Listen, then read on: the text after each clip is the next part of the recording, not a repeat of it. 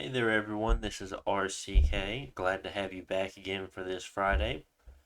This week we're going to be going over our Middle-Aged Nation, or Middle-Aged Nation National Overview, of course, and this week we're going to be going over Marignon, Fiery Justice, of course.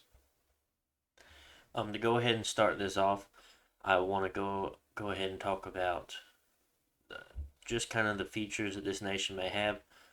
They're going to have a little bit of heavy infantry along with crossbows and knights, which are going to be one of our main points in this. Our magic is going to be fire, astral, some air and earth, but very, very little. We do have very powerful priests. We also have recruitable holy threes, which are very, very nice. We do have a bless bonus, which I don't believe we've seen on any other national overview we've had on this channel so far. So that means if you put at least 4 points of fire or astral onto your bless, you're going to get an additional 2 points. So if you put 4 points on your god, you're going to be pushing him up to 6 points for free. Very, very interesting, very, very nice. It definitely puts you into a situation where you want to use those extra bless points because they are free at the end of the day if you decide to use those paths, of course. I mean, you don't always have to use them, it's just something extra added on. As far as your castles go, you're going to be able to have standard forts, but you're going to have recruitable architects that are going to make your forts turn into citadels, which are going to be very, very nice. And on top of that, your starting capital is also going to be a citadel, which is a very extremely nice, honestly, from its what's the word? Its increased amount of resources and recruitment points that it's going to have, and also the amount of mages or how fast from mages you're going to be able to make from it. Um, I'd say the next thing we're going to go ahead and look over are going to be sites for this nation. As for your capital, you're going to have the House of Fiery Justice. This is going to give you 5 gems in total, being 4 in fire and 1 in astral. Already from going ahead and looking at this, you can already tell you're going to be a very, very heavy fire nation, and then you're going to have astral as a backing you up. Overall, I think astral is going to be great to have. Fire is definitely one of the weaker magic paths, but since you're going to be having high fire, it makes it a little bit better, definitely. Something else this site also does is kills demon and undeads 50 per turn if they're going to be sitting on top of your castle. So say either someone's using, say, undead chaff, or say you're fighting an Ermor and somehow they're sieging your capital at this point. Every turn they spend sitting on it, sieging it, they're going to lose 50 every turn. So really, really interesting site to look at here. After that, the only thing we have is the Royal Academy, and this is what's going to be able to make you recruit architects. You can only recruit architects from the capital, and that's why you have this site. We can go ahead and start looking at the units here. And for Marignon, you have two very interesting sacred units as far as your base army is going to go. And yes, definitely you can build 2 different pretender blesses around them in a way. One of them I feel is going to be much better than the other, and the other ones is definitely going to be more of a meme. Um, Not saying that you can't use these troops. Any bless you take, more than likely you'll be able to definitely use them regardless, but they will be much better in different scenarios, of course. So go ahead and looking at this first one here, we're going to have a flagellant, tough word to say. Very, very cheap, 10 gold, 4 resources, 5 recruitment points. You're able to make a lot of these troops. Not only that, these troops are recruit anywhere. You don't even have to make a castle. The only thing you have to do is build a temple in any province, and you'll be able to recruit these guys from that. Very, very interesting, very nice. They have absolutely no armor at all. They're size 2 units, of course, they're human size. Their skills are lacking in that department, being attack skill 8 and defense skill 6. Um, Other than that, I mean, they have their flail, which is going to, I believe, hit twice on shields. So very good. Yeah, they have a +2 attack on shields. So very good against shielded units, which you will definitely see a lot of since you're a very heavy crossbow nation, and I don't see why people wouldn't want to bring shields against you. If not, they're just asking for pain. But definitely very, very weak unit. You're going to be taking a lot of losses with this since they lack armor. Very, very scary. just looking as a quick look through here, it says they tend to die quickly exposed to missile fire, and this is also going to include your own missile fire, so be very considerate whenever you're using these guys with crossbows, because crossbows, if you hit them in the back with a crossbow, it's just going to tear them apart. Next, we're going to be looking at our actual crossbow unit, which is very, very nice. We have a very, very cheap crossbow unit we can mass here. Um, their mace attack really has no importance to us because at the end of the day, we don't want them to be in combat. What we're really looking at is this range 40, 11 damage crossbow. Um, what makes us so good about crossbows in particular, what makes them better than a bow unit, is that crossbows are armor piercing. So go ahead and thinking about that, you have pierce damage, but then you have armor piercing damage, and this also includes pierce damage as well. But what armor piercing does is it halves the total amount of protection on top of doing the 20% subtraction dealing with the pierce damage. So even if you're battling very, very heavy armored units, say like MA Ulm and other nations like such, you're going to be able to really get through their protection fairly easily. Low ammunition, not too big of a deal. It would be nice if you had more, but I mean, if your unit gets off 12 shots, more than likely the battle's already over. Um, Not saying that's not, but it's going to be dealing a lot of damage if every one of your crossbowmen can get their 12 shots off, of course.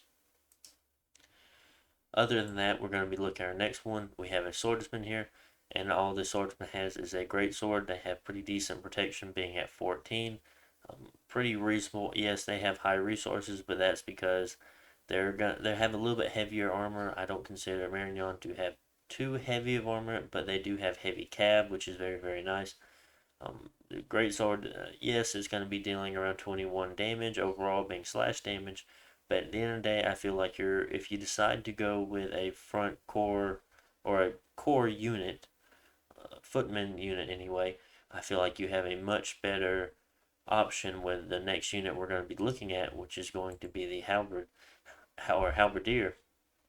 Relatively same cost. I believe they cost one less resource compared to the swordsman. Same recruitment points, same gold cost, same protection. I believe the swordsman has one more defense skill than the halberd unit, but the halberd unit does have a castle defense bonus. Doesn't come into effect or doesn't matter as often, but could come in handy for sure. But the main difference about this is that the halberd unit also deals a total one more damage than the sword, but on top of that is pierce damage with also being slash damage. So overall, the halberd is going to be able to deal a lot more damage and go through higher protection than the sword will. Being that both of these units are already dealing around 21 damage, you're not going to really have to worry about protection anyway, since they deal so much damage. But if you're ever worried, I always feel like taking these halberd units would probably be the best bet, just because they can deal with more things and they're basically the same unit, just they have different weapons. So overall, I would prefer these guys as a core infantry unit. Next, we have a Pikenear. Very, very average among stats, a little bit lower defense skill since he's dealing with a very long weapon. I feel like this is what does have -1 to his defense skill there, but the link to that weapon is going to add higher repel checks, so that is going to make a difference. Is going to have the same protection, a few less resources than the other swordsmen and halberdiers. But overall, I don't see why you would make these guys over the halberdiers any time of day. So generally, I would prefer them. Going on to the next one, you have a man at arms. Generally higher protection than the previous units that we've seen so far. But they do have higher recruitment points. I believe it's pretty much around the same amount of resources. But at the same time, they deal less damage overall. Very, very interesting. But these guys do come with shields. Not saying that's going to matter too much, but it is something to consider on what you decide to go with. Either way, I believe that yes, these are your more survivable units, but your halberdiers are going to be your more killy units as far as how much damage they can deal out. So it's a very interesting concept. It's going to be something that you as a player is going to want to determine on your own. But just looking at skills, the attack skill of this unit is going to be 1 higher than the Halberdiers, while also having a 3 higher defense skill. So it's interesting for sure. But at the end of the day, I feel like it's something you'll have to consider and decide on what you want to focus on. And these units also have Bodyguard. Not too important, but there are a handful of nations that have strategies around assassins, and this may come in handy. Not necessarily saying using these troops as your core units, but using them for maybe important mages and stuff like that, and setting them on the guard commander, of course.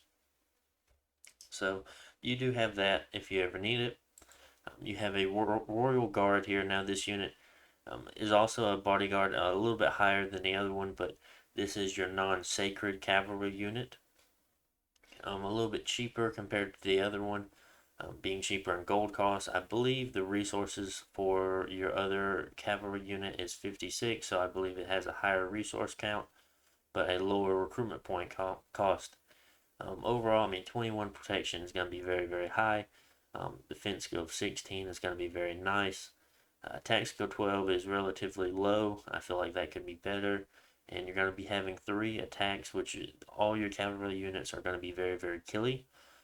Having that lance charge at 19 pierce damage, a broadsword, and a hoof attack is going to be very, very nice. These units come in full plate, and they have kite shields. This is why their protection is so high. These are, I feel like these are decent units, and these are units you can definitely go with if you decide not to take a bless at all with this nation and go full scales. But at the end of the day, I feel like the Knights of the Chalice are what really define Marignon as a nation, and if you're not messing with your sacreds, Marignon may not be a nation for you. I'm not saying that you can't play it that way. You can definitely play however you want to, but usually enough, whenever you play Marignon, you're going to focus on those units. So just looking at here, we're going to be going over our last unit on our roster. This is going to be the Knight of the Chalice. A 50 gold, 56 recruitment, or 56 resource points, so I was wrong on that. It has a little bit higher resources, but it's not by much, and recruitment point cost of 46. Overall, a little bit higher strength, so these numbers here are going to be a little bit higher, I believe. Just to double check, yeah, they're going to be a little bit higher, but not by much. You have a little bit better attack skill, so you're going to be able to get more hits in. You have actually have 1 less defense skill, which is surprising. I feel like that has something to do with maybe the type of armor you have here, but I'm not entirely sure on that. It might have something to do with your chainmail, but maybe not. I'm not sure. But either way, at the end of the day, they still have a relatively high defense skill, being a cavalry unit. They have a little bit lower protection, but what's good about these guys compared to the other units, or the Royal Guard anyway, is that these guys are sacred, so of course you can put a bless on them, making them a more dangerous unit to have on the battlefield, of course, if you do have a bless for them. On top of this, these units are recruit anywhere, so at any castle you build, of course you can make these units as long as you have a temple. So very, very strong, very high recruitment, or I wouldn't say high recruitment. You're able to make a lot of these units if you have the money for it, of course. Because at the end of the day, these are very, very expensive units, and you have to keep that in mind when you're building your scales. So we'll definitely be looking and talking about this unit later on when it comes to our Bliss and our Pretender design. Next, we're just going to be going over to commanders. First, we have our Scout here. Nice to have if you don't ever run into any indie scouts, but of course, you don't want to spend capital turns making these. Hopefully, you'll be able to find some, or while you're building up castles, you can make a handful of scouts. You do have assassins. They're not, I wouldn't say they're particularly too strong assassins, but you could use them if need be. You have a Troubadour, so this nation is a spy, so you can go to someone else's capital and figure out, or you can, I forget what the name of the command is, but you can use them to figure out what their score graphs are for that nation, which is very interesting. You can definitely use that in diplomacy. You can use it against people. Um, you can go to say if someone another neighbor and say, oh, this neighbor's got so and so, or they're this high in research. Of course, you want to leave your own information out, but you could definitely use that as a weapon.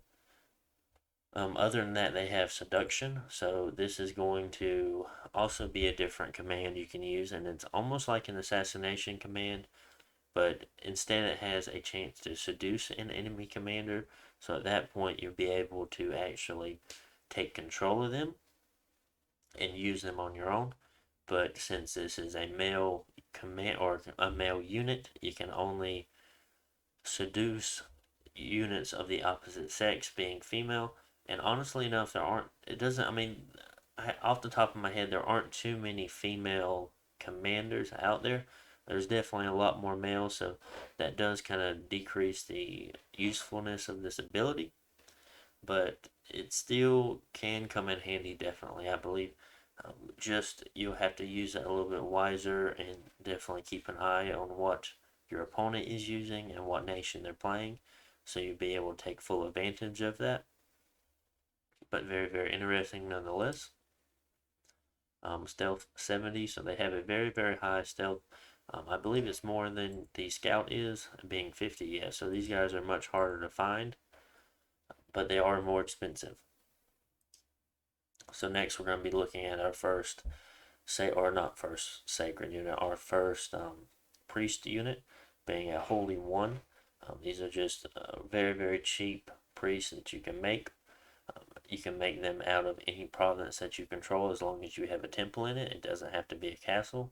So it is very nice if you ever plan, or maybe if you're fighting an undead nation, or if you need to push your dominion in a way, or say an enemy's dominion is pushing into your nation, you can definitely make a lot of these units and just set them on preach, throw them in anything that has enemy dominion, just start preaching, of course.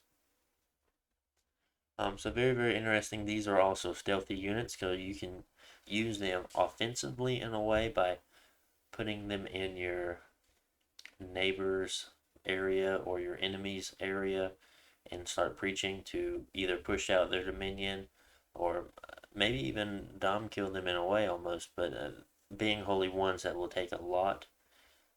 Other than that, I feel like you could definitely use these. Say if you were using a god, and if you wanted to fight offensively with that god, you can definitely use these to kind of soften up the enemy's area of influence in a way. Next, we have the Paladin. This is also going to be a Holy One recruit that you can have.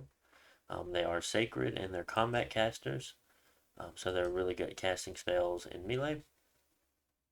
Um, kind of high gold cost, only having a leadership 80. I wish these units had maybe a leadership of 100 or 120. That would make them much nicer and give them a higher morale bonus. But you could definitely use these troops here as commanders in a way, especially leading small raiding forces. Say maybe 5 or 6 Knights of the Chalice with one of these guys, having him cast Blessing a handful of times and having them just attack or hold an attack, being that more than likely they're going to definitely take out 6PD fairly easily. On top of that, they'll also have their combined map move or total map move of all their units are going to be relatively fast, so you'll be able to move more provinces more than likely. So something to keep in mind if you're doing some light raiding, of course. Everything past this, they're going to be mages, except for this unit right here. This is going to be your architect. Costs a lot of resources. I'm never really not sure why they cost so many resources as commander, but I'm sure there's a meaning behind it. 45 gold, very, very cheap. 1 recruitment point. This is a mason, so a mason is able to lead construction of more advanced forts than would otherwise be possible for your nation. A mason will be able to upgrade a fortress 1 step further than normally possible. So this is how you're going to be able to have citadels.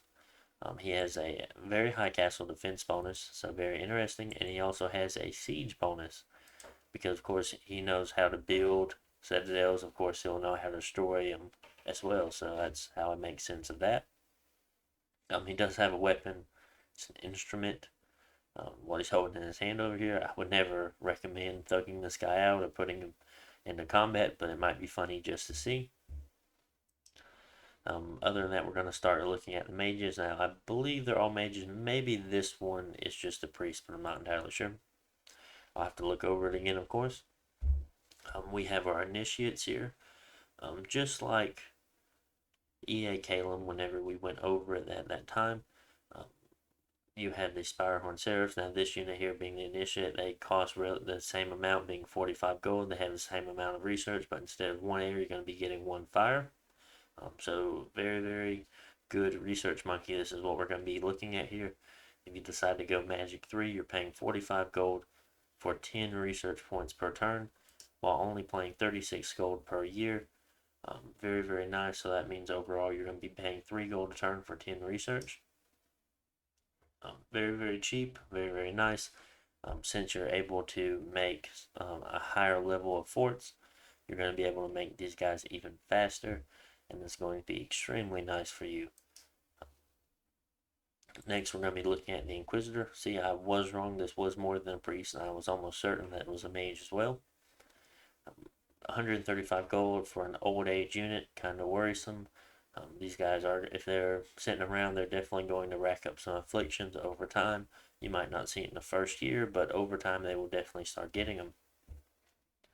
This is going to be a Fire 1 Holy 2 Mage. Not too bad. The same amount of research as your initiate, so these guys are definitely not what you're going to want to use for your researchers. It would be nice if these units were stealthy. At that point, you might actually be able to dom kill someone for sure, because they have the Inquisitor tag, and what this is, it says the priest is very efficient when preaching against other faiths. The priest level is doubled for this purpose. So that would be very, very nice if you were able to go into someone else's dominion and preach with this preach with this unit if he was stealthy. And having this, if he was preaching against a faith, he would pretty much be a Holy 4 preaching, and that would be very, very nice. At that point, I definitely think you'll be able to dom kill someone, but unfortunately, he is not stealthy, so you have to keep that in mind. But otherwise, he's a very good unit for pushing out dom or taking over. Say you've already taken over a capital and you would like to have your Dominion presence there instead. These guys will definitely make that happen very, very fast. But other than that, as far as a mage goes, he doesn't have much to talk about since he's only a Fire 1 with no random paths. Next unit we're going to be looking at is we have a mage, or no, not a mage hunter, a witch hunter. 185 gold, relatively expensive. But what these guys are really good about is that they have 3 paths they come with. They're going to be 11 research per turn. So if you do take Magic 3 for the initiates, they're going to be looking at 14 per turn. Being Fire 2 Astral 1s, these are going to be very nice Communion slaves.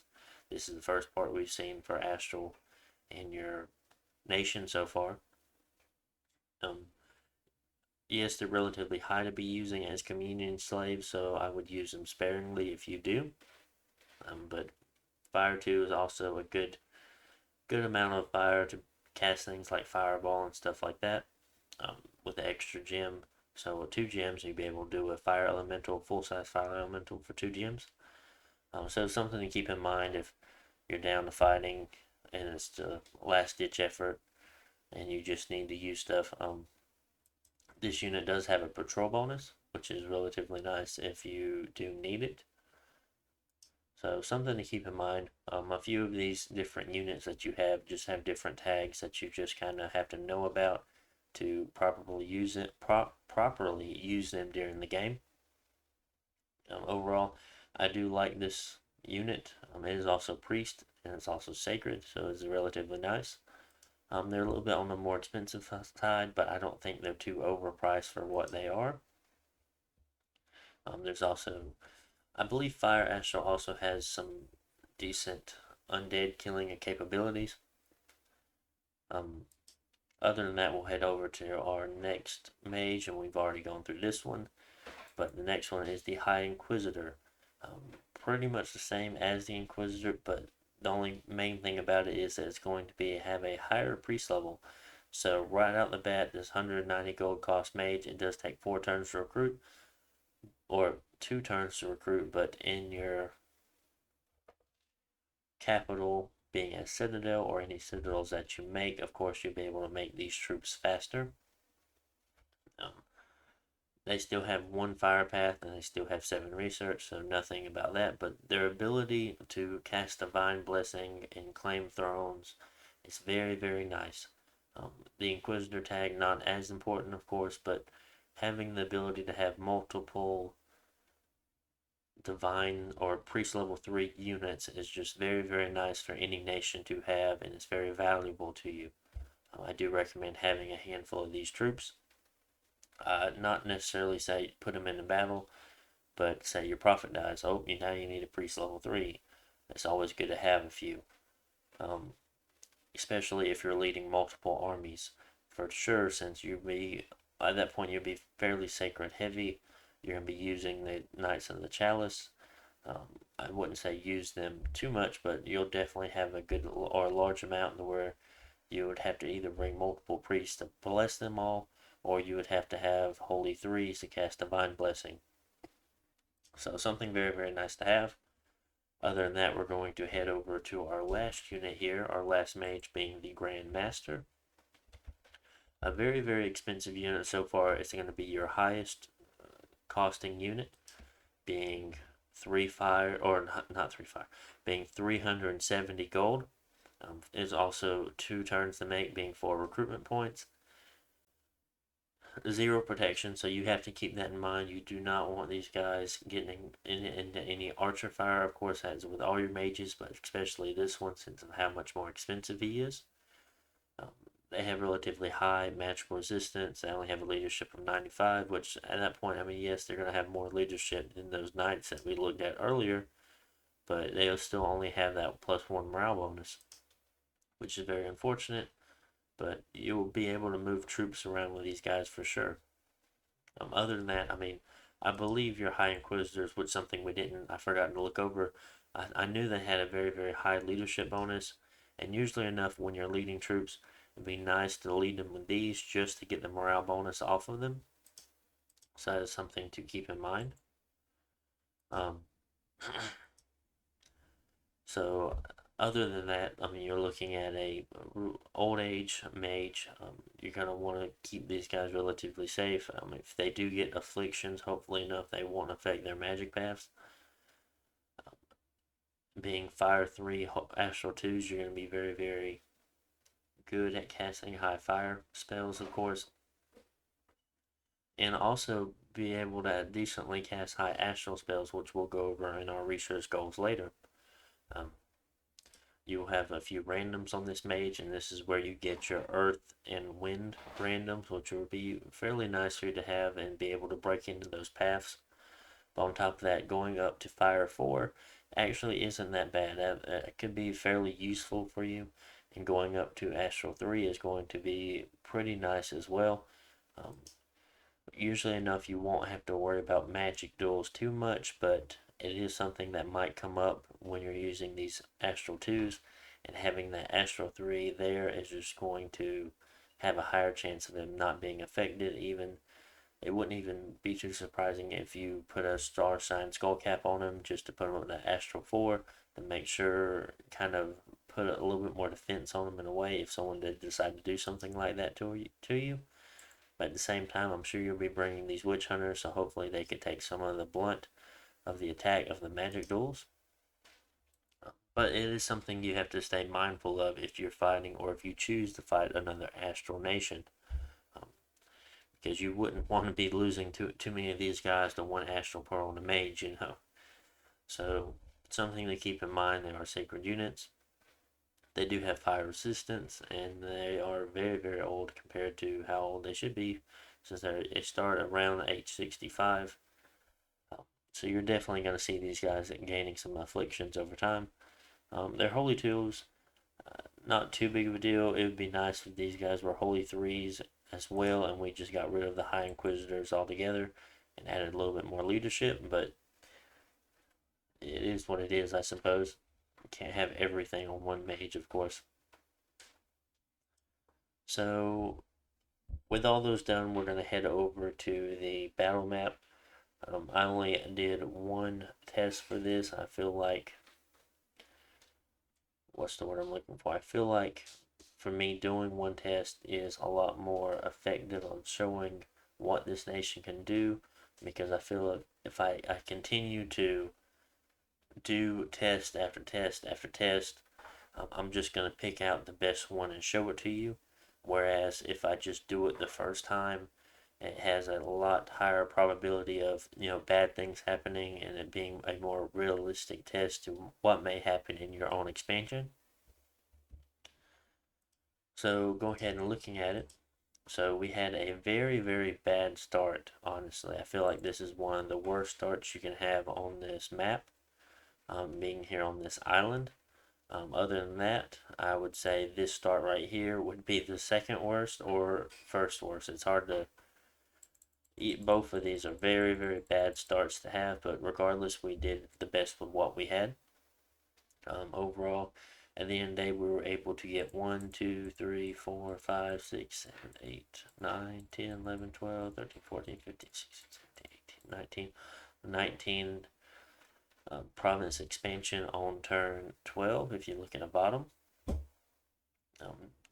Our troops are relatively well off when it comes to expanding in the early game, as well as late game, of course. What is very unfortunate about this is that we share our cap circles with 2 water provinces, so not only are we not going to be able to go in there and get them, we are also denied the resources that could have been provided to us if they were a land province instead, because even if you own the water provinces, you're not going to collect any resources from that, being because you are a land province. So interesting thing to think about. We got steel ovens, which is actually pretty nice, but that's really beside the point. It was just a random site that we had there. Overall, I'm going to show you a few of these battles here that we had and the scripting that I had for them. Now this one here, as I think, was a combination of 2 or 3 different expansion parties that either came through here. I think one of them came through here and stopped, and I had to pull them back, whereas the other 2 went through here and came back. And it just so happened this was the last one here, which is a very high income province that we took, and it had cataphracts and things as such.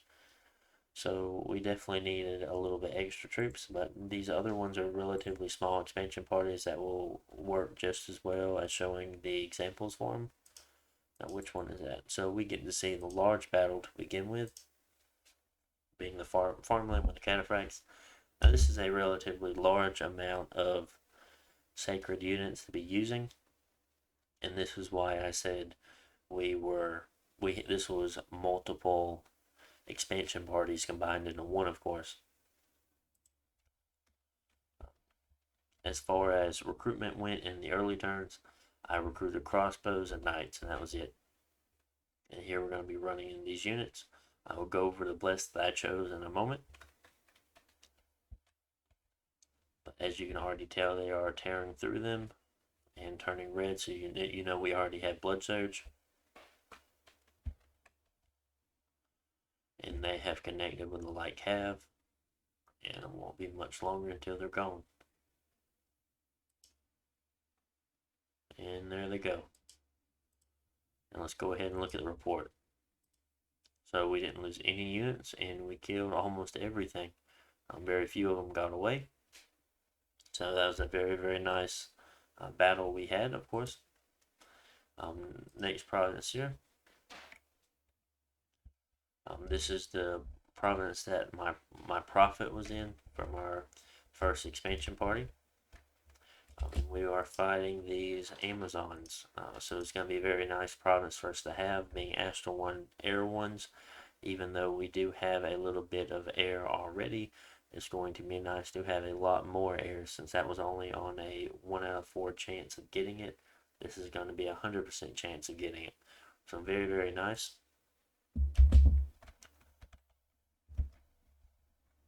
I'll go ahead and put it on ×2. Just trading some crossbow and arrow fire here. Looks like we already lost one knight, but we lost a second one, and they're doing the last cleanup job. I didn't have high expectation for this army to win since it was so heavily battered at this point. But overall, we were able to prevail, and we have a very nice province now for Crystal Amazons or Crystal Sorcerers. And this, I shouldn't have clicked that. And we'll just go ahead and watch this one anyway, even though I showed it. So this is what more likely a expansion party is going to look out like. If you don't have the Holy 3 guy for the Divine Blessing, a Priest level 1, I would probably put the crossbows in front of the Priest and have the Knights somewhere over here with the Priest and have them on cast Blessing 3 times and have the Knights on hold and attack closest. But since we have a divine or a level 3 priest, and I can just set them on attack closest, and they'll just go straight in and they'll get blessed before they actually connect with the units. And they do a fairly good job here. And they take care of them. And from the battle report that you already seen, we lost no units. So very, very nice. Overall, I feel like we had a very, very good turn or year 1 expansion. We were able to really control everything in our starting area in a way, while also having a good amount of units. We took very little casualties as far as the things that we're fighting, of course. So we still have a very, very strong army left if someone decided to rush us. On top of that, having crossbows and stuff, it would be very, very effective against any awake pretenders someone would attempt to rush us with. Of course, heavy cab would also work very well. Go ahead and looking at our bless. Well, actually, I will go over the bless in a moment. After we go over research, I will take you to pretender, and at that point, we'll go over the bless. So I feel like that would be a better idea. I don't want to tell you the bless now. We'll just look at it again later. As far as your first research goal, I would say Conjuration 5. You very easily can cast summon fire elementals. They're going to be very, very strong against many, many different nations. If you decide not to, is completely up to you. I can understand if you had other ideas of what you think would be better. A lot of people like to go down evocation for Mage or for MA Marignon. Honestly, I can definitely see why you would. I can agree if you want to go and grab things like Fireball and stuff like that. But overall, I feel like those fire evocation spells have a very, very short distance or range on them, whereas most of them have a shorter range than your crossbow units. And overall, I would prefer like long range artillery at that point compared to short range anyway. But I know that our bless doesn't have any fire resistance to it, so that may be a problem if your fire elementals are, say, stuck in a castle wall with your knights. But overall, I think you should be okay. Be mindful of how you're scripting them and be mindful of how you set them up on the battlefield if you decide to go with full-size fire elementals. You definitely want to have the fire elementals in front of the knights. Other than that, I would say that our next research, in a way, is going down enchantment, and I would try to go after enchantment 4. You can also do something by going down enchantment 5 and getting flame ward if you're that worried about the fire from the elementals as far as your units go. But the reason why I like enchantment 4 so much is because whenever I play Marignon, I have very I wouldn't say crossbow based armies, but you are going to be bringing a lot of crossbow units. just because of how good they are, of course. And being able to cast something like Flaming Arrows is going to be very, very nice. And it's going to definitely increase the amount of damage output that you can deal to a unit. We'll just go ahead and click on it and read it over. But what this essentially does is for one fire gem on a fire 4, if you have a fire 3, you can give an extra fire gem to him to cast his spell, of course. But it's going to add a extra +8 armor piercing fire damage to the arrow. So it's going to be very, very nice. It's going to definitely deal a lot of damage. The arrow itself is going to deal a lot of damage on top of that, and then the fire damage is going to deal that much extra damage. So you're going to really be able to tear through a lot of units, especially if they don't have fire resistance. So I think this is definitely something you can consider, and can also be very, very strong. Yes, you're not going to be able to mass these units or mass crossbows out as much as, say, a really, really cheap short bow unit, but I guarantee you would definitely want a lot of crossbows in your army. So something to consider. Lastly, um, again, trying to stay away from the evocation spams. I would say you have a strong, what's the word? Yeah, I feel like going after this, it'd probably be much better in the late game. Um, this is why I'm using this as a third research goal, and that's going to be Thaumaturgy 5. And we'll go ahead and head over there, and I'll show you what we're talking about. Now, just going over it, just to begin with, yes, you're going to have the site searching spell that you can do from a lab, of course, but you don't necessarily need to, since you can just send out a fire 3. I've been looking at Prison of Fire. It's going to be more of a short range spell, but I kind of like how it works, but nothing necessarily. It's something interesting. I need to definitely test with it a little bit and just see how it works in particular. The reading it wasn't too bad. But the main thing about going to level 5 is you're going to want to grab Gateway, and this is going to really, really increase the amount of movement that your troops can have.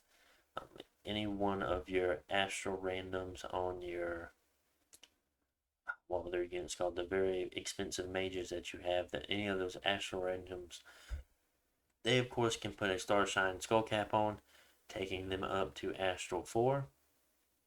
At that point, they're going to all be able to cast Gateway. And since they do have fairly high leadership, they'll be able to bring a lot of units along with them. So that's going to definitely increase your map mobility. And normally enough, having very high map mobility will add a lot of extra strength to your nation. For some nations, say MA Ulm, or nations like, wouldn't necessarily say giant nations as well, but a lot of nations like that, they're going to be moving, or say something like Agartha, of course, they're going to be always moving one province per turn. You really, if you have a very large empire, it's going to take you a long time to get from one end to the other. Whereas spells like this, they can definitely speed you up. And being a magic phase spell, you can definitely surprise people with this. And you can hit them before they're able to move. Say they're trying to move an army together, you can hit one, and then that army moving in will also hit your army too, and while hitting them at separate times, so they're separated. Very, very strategic spells you can use in a way. If they have a lab, I think. I think you have to have your own lab, of course, but yeah, controlled by the same nation. But you could say you have a castle that's under siege and you have a lab in it and they haven't broke through. You can definitely use this and get in there and then surprise them in that way.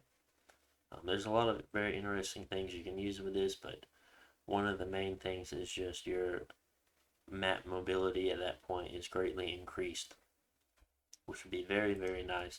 But like I said, this is going to be a lot more of a late game spell. On top of that, yes, you're going to have things like Soul Slay, which definitely could be very effective against, say, immortal units, but not necessarily just immortal units, but any kind of super combatant. If, say, they're just not too keen on having high magical resistance, of course. Um, Other than that, there's a handful of things you'll be able to do. Not particularly too much being high thaumaturgy, since everything in here is basically high astral. You have hydrophobia, but that is just so far down. It's not really a goal for you. Rage, not too much. But I feel like Gateway is a very, very strong spell for any astral nation, of course. Other than that, I did say you were already wanting to go down enchantment 4 early on, but going down a little bit farther, you can get things, enchantments like Eternal Power, which is going to be level 6, which since your pretenders are going to have a bonus to, it's going to be very easy to have fire level 6, being around 80 gems to cast. But what is very, very good about this is you generate 20 extra fire gems per month. That's going to be very, very nice. A very, very key and global enchantment for you to hold. Yeah, you'll have also other remote spells that you can cast, but that is going to be a very, very nice global spell for you to have for sure. Um, Going higher to enchantment, of course, you have things like spells, stuff like that, which is also very, very nice. I know a lot of people enjoy casting Eyes of God, but it's just really not my thing. I don't particularly care what you have going on in your nation. I mean, sure, yes, having the scouting information is great, but usually enough, I have a relatively good scouting amount of information anyway. And people like to target people that have Eyes of God up because they don't like other people being nosy. But it is something you can cast if you want to. Anti-magic is going to be very, very nice as well. I can't believe I did not go over this while I was talking about enchantment level 4, but most of your higher level mages will be able to cast this, and this is a very nice spell to cast in every battle, regardless if you know someone's going to take advantage of your magical resistance or not. But this is also, I mean, it's always a very nice spell to have, especially in the late game, just to always cast it just in case. Um, so other than that, I really don't have too much to talk about research. Of course, I can go more in depth about things, but overall, I just know that probably just want to go ahead and head over to the Pretender design. I just scrolled through this just to see if you had any national blood spells. I was almost certain that you didn't, but just wanted to look and see, of course. Turn 12 having 130 research actually isn't too bad. That is actually very nice because a lot of nations will have to use their cap turns making commanders to use them as expansion parties. But since we're able to have a Citadel, which is what a Citadel looks like if no one didn't know, um, we have higher wall integrity, uh, more fort defenders, higher supply, so higher administration, so we'll be making more money out of it. But the good thing about it is we have more commander points, so we'll be able to make 3 commanders in 2 turns. This is basically what the recruitment looked like for me. Um, at this point now, I would probably do something like this just to get an extra knight out of this capital per turn. At this point, you notice I am holy point capped. I only went Dominion 6. You could definitely go higher, but out of every other castle that you make, I highly doubt you'll be able to get as many knights out as that. I mean, you might be able to get 6.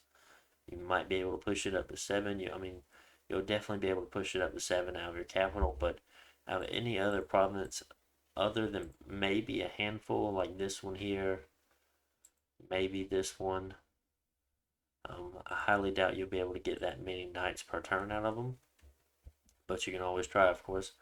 Um, I'm sure even if you get 3 or 4 a turn, that's going to be very, very nice. So we're going to go ahead and head over to our pretender. View pretenders. And this is the one that I've made. Actually, what I can do is I can just go, I can create a pretender, go to Middle Ages, go to Marignon. As far as the chassis goes, I picked the Bahamut. I think that's what it's called. Very, very nice. It automatically comes with the Minion 4. New magic paths cost 40, but I don't plan on having any new magic paths. The initial cost is 150, so it's not too bad for four mage paths for a total of 4 mage paths and already having Dominion 4, which is relatively nice. Other than that, these are all paths that we decide to go down anyway. So I go up to Blood 4. I go up to Astral 4, but if you remember, we have a bonus from our national feature. So we're technically at Astral 6. And then I go up to Fire 4, and that pushes up to Fire 6. So what I'm going to do with this, I add 2 extra attack skill. There's a strong argument for going something like major fire resistance instead, but I wanted to make sure we had extra killy units. Next, I always took magical weapons. It's always something that is nice to have, and you don't want to be caught with your pants down, of course. Other than that, I take minor magical resistance, and then arcane command just to use up that last astral point. And then for the blood part, I take blood surge. Being this, that's going to push your attack skill up on your knights to around 20, and at that point you're able to combat elves and not worry about their defense skill, which that is very, very impressive for your units. On top of that, you're not going to have to worry about glamour for magic weapons. I'm not saying that, or ethereal units and things like that. I didn't mean that in a way like, oh, I'm building this just to fight elves, but I'm saying a lot of units have a lot of trouble fighting elves because their attack skill is so much lower compared to an elf defense skill. So very, very high attack skill on these units. I kind of like the way it is. It makes sure every attack that they're going to make is going to hit something. And then, of course, your knights are going to have 3 attacks per unit, being size 3 units, so they're going to have 6 attacks per square. And then every time they kill a unit, they're going to be even stronger. So these are going to be very, very killy knights. And that's the way I decided to make them.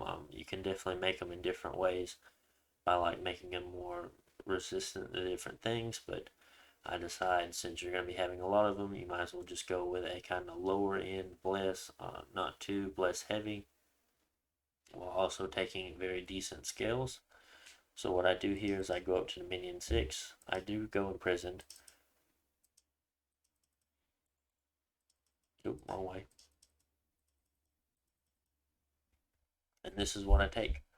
I took Dominion 6, I took Order 2, I took Productivity 3, Heat 2. I wish I would have been able to go with no temperature scales. That would greatly increase our income, but we had to drop the point somewhere. I took Growth 3, and I took Luck 3, and Magic 3. So this is going to open us up to a lot of good events. Magic 3 is going to open us up to very, very high research by using the research monkeys that we have. Growth 3 is just good to have. Productivity, because our units are high resource. They cost a lot of resources, and if I could have gone Order 3, I would have, because yes, our knights are going to also be very costly when it comes to the recruitment points. So overall, this is what I decided to go with. Of course, there are many different ways you can build pretenders. Of course, there's plenty of different things. If you, honestly, I don't even know. There's just a lot of different ways you can go. You're really not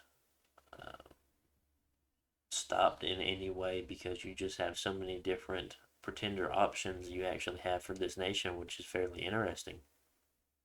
Um, there's a lot of different things that you can go with. Off the top of my head, I feel like there are a handful of good awake pretenders that you can go if you wanted to go that way. The Great Mother, even though you really have no particular reason to go into nature, but maybe if you want to do like poison resistance or fire shock resistance and go have like a resistance blast while also having an awake pretender, you could do something along those lines. I've seen people take the Great Archon, which this also keeps you into the fire astral paths, so you'll get a bonus of those and whatever you decide to do with the earth. So this actually might be a very, very good idea to take. I worry that your scales won't be as good though, and you might have to take him as a dormant, if not imprisoned, if you want good scales with him, while also getting the extra path. But at that point, he won't be an awake god for you. Other than that, Master Alchemist, I probably wouldn't use the Master Alchemist virtue. Very, very interesting here. I feel like I would take this if I wanted to play if I wanted to play very thematic for the nation. Drakon kind of the same as the Great Mother if you decide to use that chassis instead.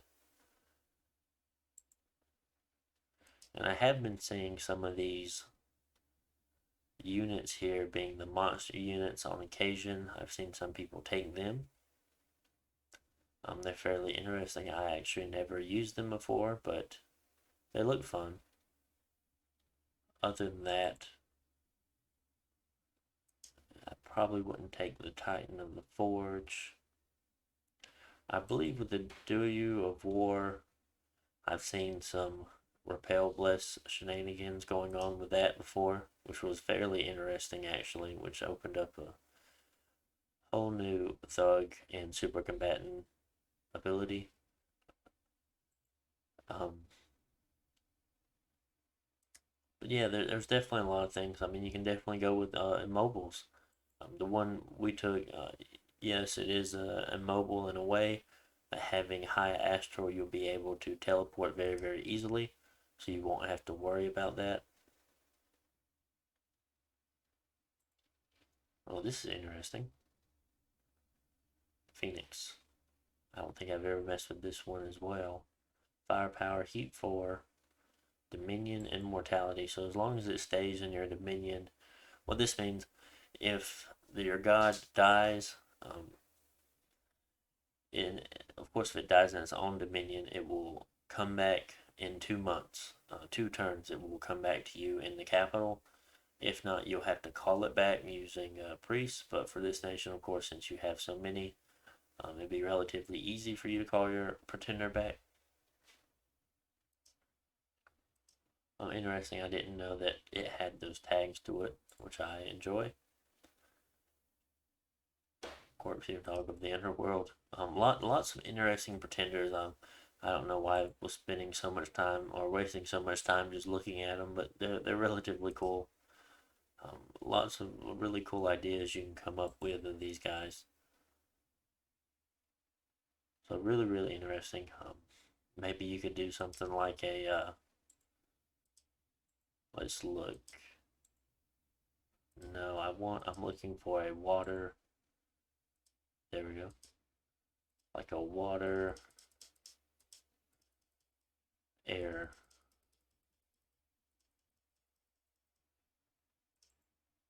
Oh man.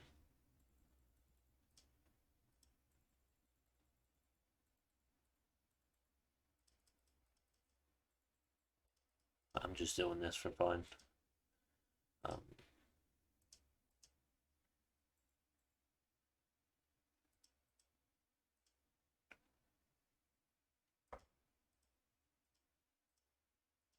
there you go. That would be a lot of fun to play. Your units would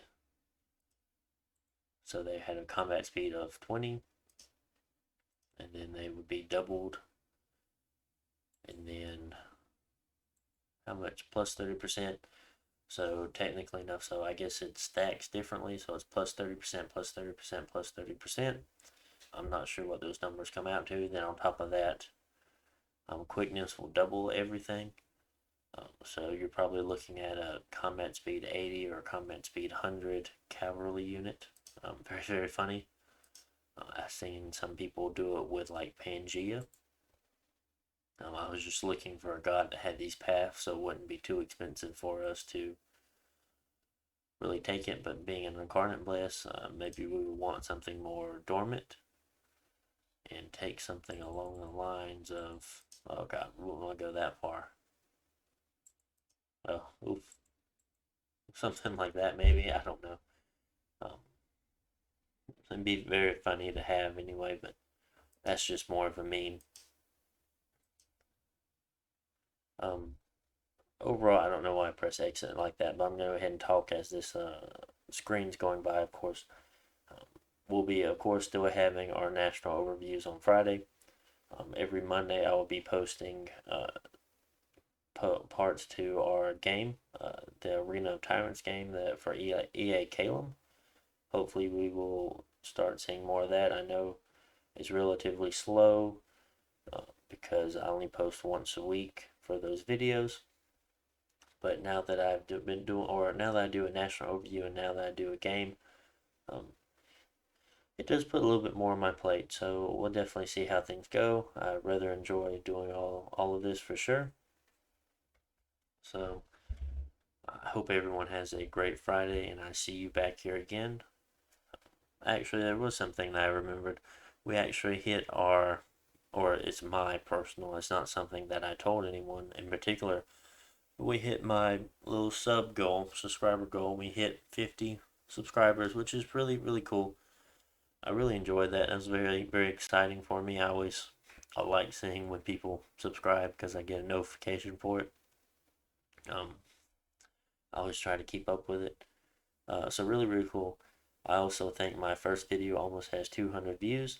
I was so surprised to see that and see how fast along this YouTube thing is going for me. I really, really enjoy it, and I've had a lot of fun so far. So hopefully you guys will see and check out my next video for EA Calum. So guys, have a great weekend. See ya.